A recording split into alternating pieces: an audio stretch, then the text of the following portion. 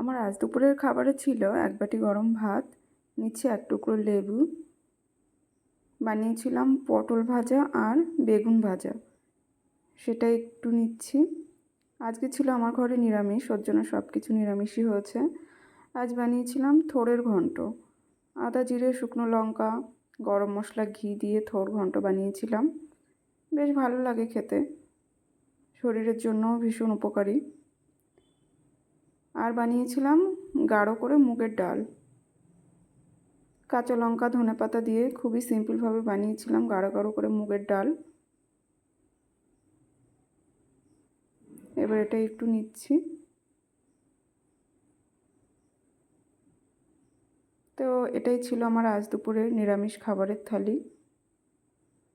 আমার আজকের থালা সাজানোর ভিডিও আপনাদের কেমন লাগলো কমেন্ট করে অবশ্যই জানাবেন।